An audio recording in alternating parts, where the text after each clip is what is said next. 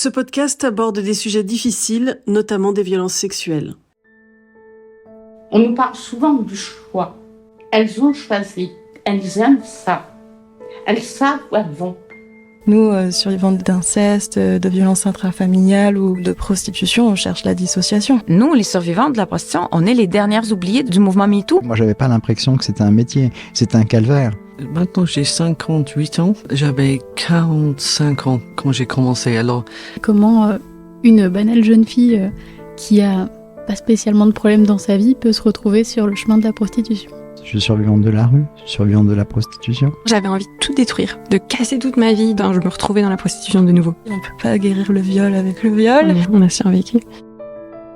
La vie en rouge, un podcast conçu et réalisé par des femmes ayant connu la prostitution.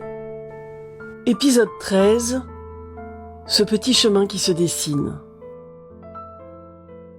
Bonjour à toutes et à tous, je m'appelle Lexi et aujourd'hui je viens voir avec vous pour discuter du système prostitutionnel et de mon expérience qui paraît pourtant très banale et très douce à côté des autres épisodes qu'on a pu entendre juste avant. Et voilà, expliquer comment une banale jeune fille qui a pas spécialement de problème dans sa vie peut se retrouver sur le chemin de la prostitution. En fait, moi, finalement, la prostitution, je suis rentrée dedans quand j'avais 18 ans. Voilà, c'est une copine de copain qui m'a un peu entraînée dans le délire en me disant moi, je me prostitue, c'est vachement bien, je me fais plein d'argent.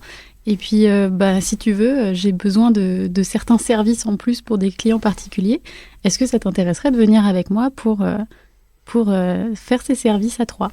Je me suis dit, bon, pourquoi pas, comme ça, je serai pas toute seule, il y aura forcément plus de sécurité. Et puis, de toute façon, ça fait un moment que j'ai une vie sexuelle très, très active et sans forcément de désir et sans forcément plein de choses. Donc, si on peut gagner de l'argent en même temps, pourquoi pas ? Et donc, on a commencé à se prostituer ensemble. Enfin, elle avait déjà ses clients réguliers, donc c'est chez eux qu'on allait. Et voilà, on avait toute une petite routine en place elle vient me chercher à la gare, on va chez le client, on fait notre affaire pendant 1 heure. Après, on va manger un McDo, on rigole, c'est marrant. On se moquait bien de nos clients parce qu'ils étaient vraiment pas doués et ils traînaient sur le corps des femmes, sur l'anatomie. Vraiment, ça me choquait même plus de les voir ne pas savoir où était mon clitoris. Et voilà, donc ça a duré plusieurs mois, de façon très éparse. Et puis finalement, ça s'est arrêté un peu du jour au lendemain. Elle a arrêté de me contacter. J'ai pas cherché, puis je me suis arrêtée là. Voilà, donc on est tombé sur des gens qui étaient extrêmement sympathiques, enfin des pères de famille, des mecs un peu seuls, un peu gros, un peu moches, qui n'avaient pas spécialement de sex appeal et qui ne plaisaient pas spécialement aux femmes. Donc vraiment, on peut les qualifier d'hommes miséreux sexuellement parlant. Il n'y avait pas de violence, les gars voulaient seulement un petit missionnaire bien tranquille, ou alors des petites relations lesbiennes, mais ils ne voyaient même pas que moi je ne l'ai jamais touché. Hein. J'ai toujours touché l'intérieur de sa cuisse et eux, ils étaient paradis du fantasme. Voilà, ça durait 1 demi-heure et puis la demi-heure suivante, on papotait, ils nous demandaient comment on allait, ça va la vie, est-ce que t'aimes ce que tu fais, qu'est-ce que tu fais dans ta vie. Moi, je suis sympa aussi, hein, tu sais. Voilà que des petites choses sans importance finalement.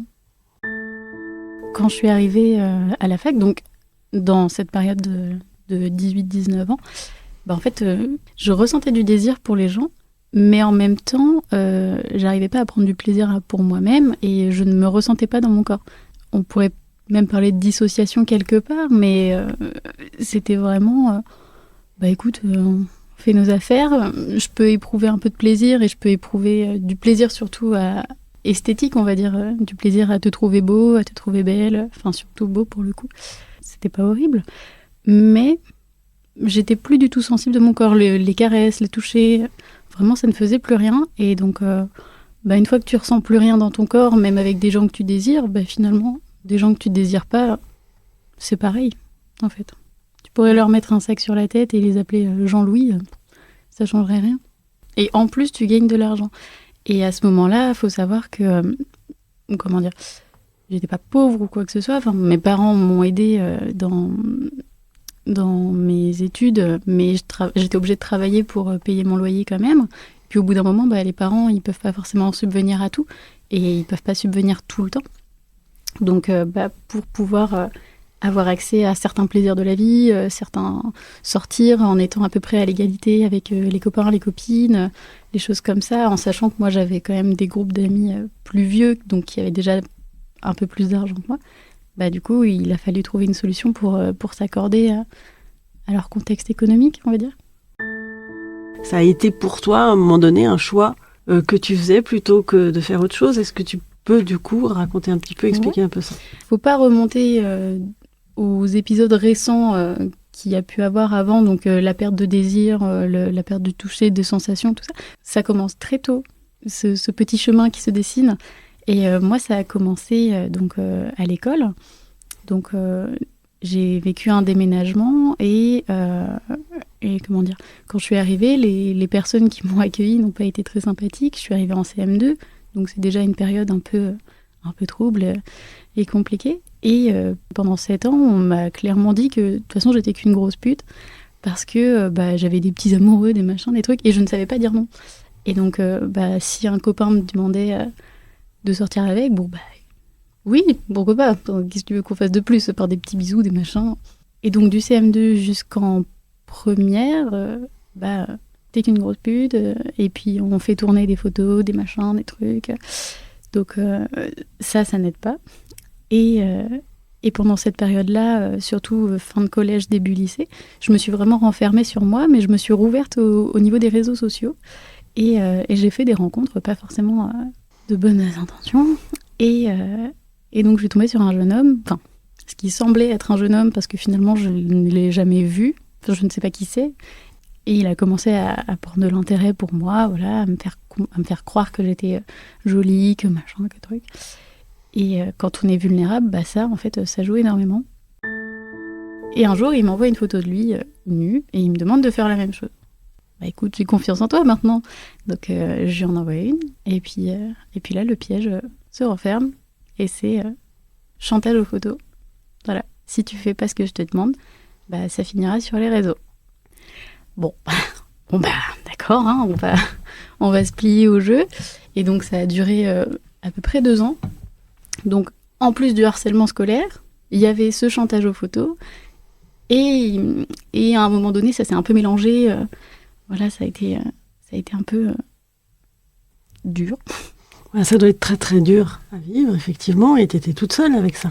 C'est ça, en fait, parce que malgré le fait que j'avais une famille qui était quand même présente, j'ai des parents qui travaillent de manière normale, ils ont des horaires de bureau, ils sont gentils, je m'entendais pas spécialement avec mon père, mais c'était pas non plus...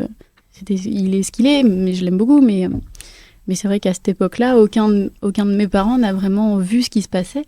Et la seule fois où ma mère a vu une portion minime de ce chantage aux photos, en fait, elle n'a pas compris. Donc le jeune homme, en plus de vouloir des photos de moi, m'a demandé des photos de ma famille, notamment de ma mère et de ma sœur. Et du coup, pour éviter d'avoir à le faire, du coup, j'ai vraiment dit des choses horribles sur ma mère pour qu'il perde de l'intérêt, en fait. Et ma mère n'a vu que ces messages, sans comprendre que c'était faux. C'est pas du tout ce que je pensais d'elle. Ça a été assez éprouvant comme... Elle a pas su réagir.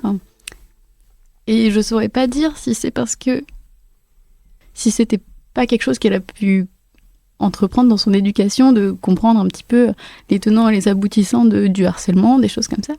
Il y avait un silence à la maison sur toutes les questions de sexualité, de tout Exactement. En fait, mes parents, déjà, leur vie sexuelle, ça me regarde pas spécialement, mais j'étais un peu intégrée dedans, dans le sens où ma mère, elle s'est toujours plainte à mon oreille de plein de choses concernant leur vie de couple. À part mes règles, elle m'a jamais parlé éducation sexuelle. Il n'y a jamais eu à part les inconnus, on leur parle pas. Bon. Oui, mais bon, la boulangère, c'est une inconnue et je lui parle quand même.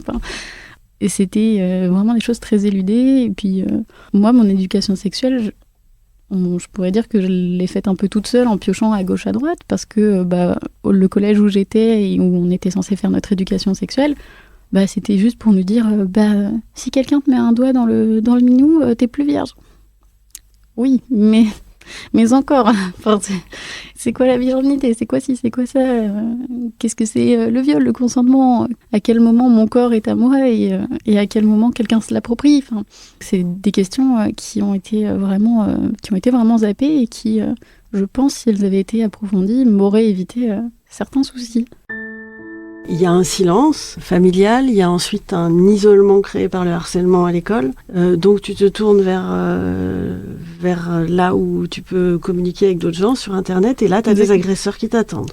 À ce moment-là, moi je les vois pas comme des agresseurs et pour le coup je pourrais pas dire que je me suis sentie agressée ou quoi. Donc voilà, je reprends le contexte, je suis toute seule, il y a personne qui m'aide et je me retourne sur Internet pour essayer de trouver de l'aide, essayons de trouver un sauveur. Et je rencontre un jeune homme qui a une vingtaine d'années. Donc, je rappelle, pour le coup, j'ai que 16 ans. Il n'est pas si vieux que ça, mais en même temps, il n'est pas trop censé discuter avec moi. Bon.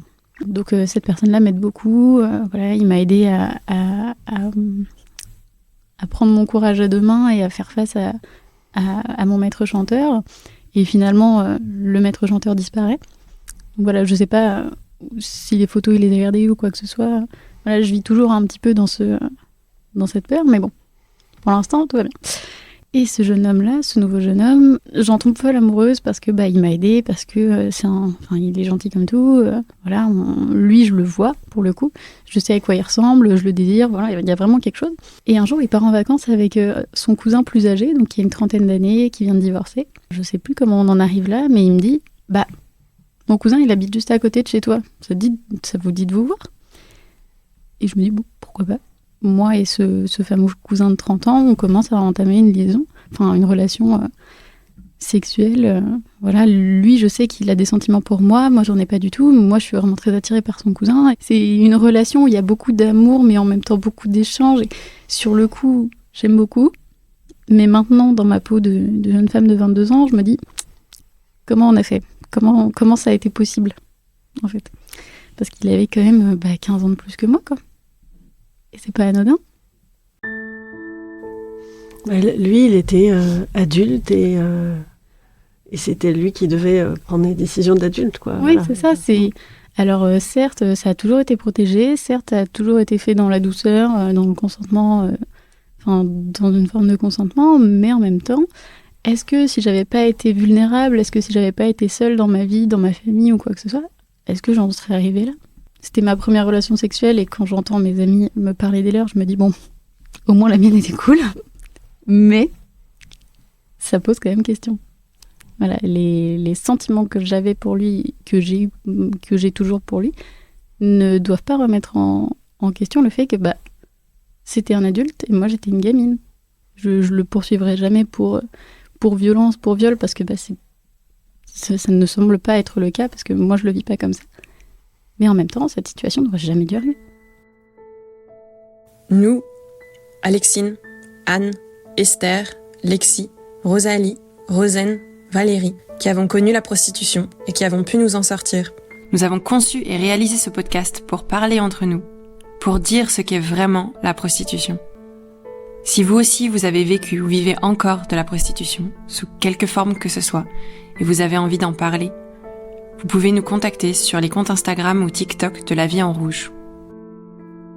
La Vie en Rouge, un podcast conçu et réalisé par des femmes ayant connu la prostitution.